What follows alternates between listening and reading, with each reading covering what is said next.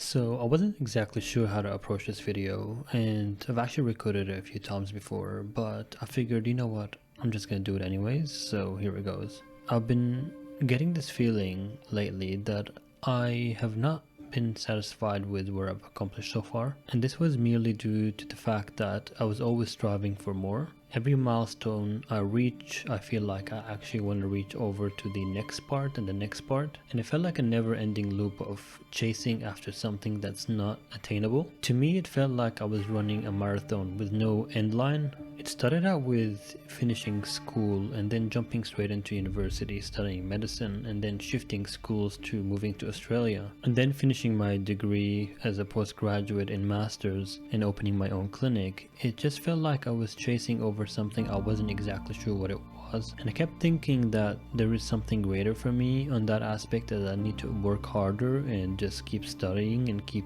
getting new achievements and just new titles, so that would make me more successful. But I realized I wasn't exactly being truthful with myself, and I figured it's not something I only feel myself, and it's something that a lot of others would actually experience as well. And I figured doing this YouTube video will actually help others perhaps in a similar situation, just expressing what I think is actually happening to myself and how I plan to get out of this. A little bit of background story about how I got here. I was actually in medical school in Cyprus, and then I moved to study here in Australia physiotherapy. Shortly after I graduated, I enrolled in my postgraduate degree, and I did public health as a postgraduate diploma, and then continued on to do my master's degree in as well. Meanwhile, I actually started my own clinic in private practice, and it's always been a very successful ride so far, but it wasn't without much sacrifice. There's always been something on the back of my mind that maybe I'm missing out on some other part of my life that I was simply too busy to even chase.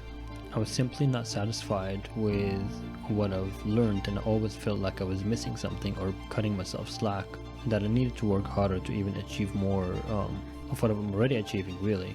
And then I looked up an old word of, what is satisfaction? It turns out it's an old French word for repaying or reparation. As a health practitioner, I work with my patients on a daily basis to reach their goals. From the minute they come into the clinic, we already set new goals that they want to achieve, and we work towards it so we can reach an end point where at that point in time we realize, well, we've reached what we needed to actually reach. But life doesn't seem to work that way. It kind of feels like I'm not measuring up, or I'm not reaching a certain end point that I'm satisfied with myself in. And even though I can put that like landmark in sand, every time I reach to it, I want to reach even more and more. And I do think it's part of maybe my personality about being very competitive, but I realize it's actually a double-edged sword. To be fair, it's not easy for me to admit this, and I'm still trying to learn my way around it and process all that information. The fact that I've almost put this on myself. And I kind of remember once I was watching the Joe Rogan podcast, and he interviewed Elon Musk, and in that YouTube video that I was watching, Elon Musk is talking about like how his mind is like a never-ending furnace. It's always coming up with new ideas and never resting, and it kind of represents what I was feeling with it. I'm not saying I'm even close to him, but my mind does not shut off as much, and I'm always thinking about new things. When I come up in a problem, I'm always thinking about how can I solve it. Is something I can make a business out of? Is something I can push part of my own practice? And it's always that kind of never-ending attitude to chasing more and more and more. And I don't think that's actually healthy. It's kind of like me judging myself for like kicking back and relaxing, or feeling that by just taking a day off and not working as hard, like I'm less of it's like almost like I don't deserve it, or I'm just slacking and I need to even work harder the next day to compensate for it. And it's kind of that like competitiveness that like robs people from joy, and it's kind of true. And what I realized is basically I'm not doing the things that I'm telling my patients to do as a health practitioner, and that is to essentially set like realistic goals, and when you reach them you actually should celebrate those things. See, in my practice we always set realistic goals to reach. We actually use this analogy called SMART goals, and I'll go through it in a little bit. But when we do set those goals, we're always reaching a certain endpoint where we know this is something that we can do, it's realistic, and once you reach that endpoint, yes, you can progress to other goals, but you have to celebrate those small wins, because otherwise it doesn't give it that significance or satisfaction, and you get to the point where probably where I am right now, where you can achieve a lot of things, but if you haven't celebrated them, it doesn't feel like a win. It almost feels like you're chasing like a ghost or some fictional deadline. I'll go through the SMART goal a little bit, so let me take you through that. S goes for specific, and that's like setting up like a specific goal, something particular. You can't just say I'm gonna become a YouTuber. You have to say, okay, I want to reach 10,000 subscribers, or I want to monetize and get this much amount of money from YouTube. So that's like specificity. And the M goes for measurable, so that's where you can actually get the number, the 10,000 subscribers, not just some subscribers. Whereas like A goes for attainable. It has to be something that you can actually reach. It has to be something a bit more realistic. So you can't say I'm going to reach 1 million in 1 month. Yes, some people might, but it's unrealistic to achieve that in that short amount of time, and that can put a lot of stress, and if you don't reach it, you might kick yourself for not doing that.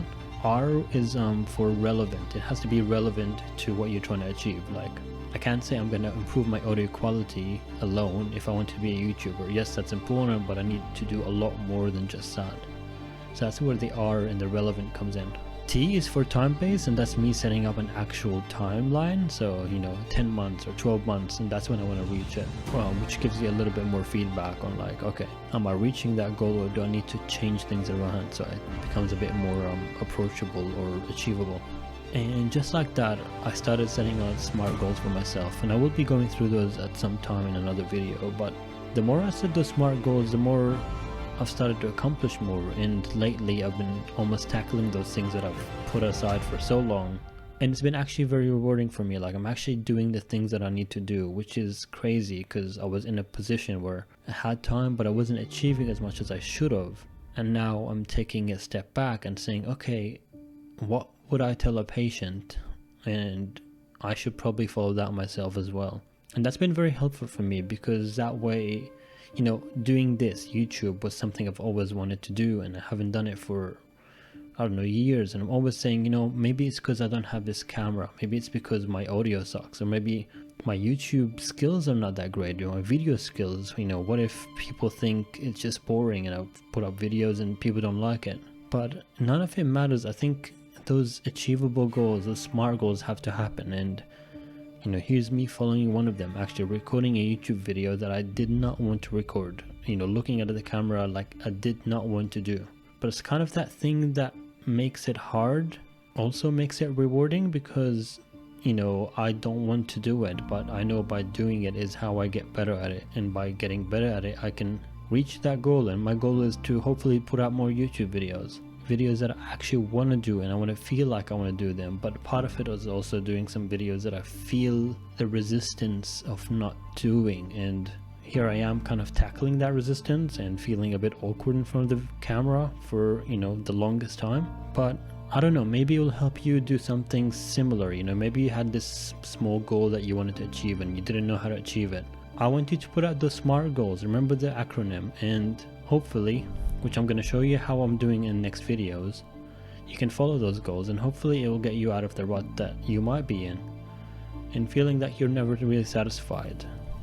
Life is not linear. You cannot calculate what you're going to do in 20 years time, but you probably could calculate what you're going to do next month, or within the next 30, 40, 50 days. You can still do that, and maybe those small goals that you can actually celebrate, or those milestones, can help you achieve something greater. So hoping this video actually helps someone in that position, and instead of focusing on all the negatives of what you're not doing, maybe you can enjoy the time and spend that weekend out with a friend, calling loved ones, or reaching out to someone that you have been meaning to reach out to.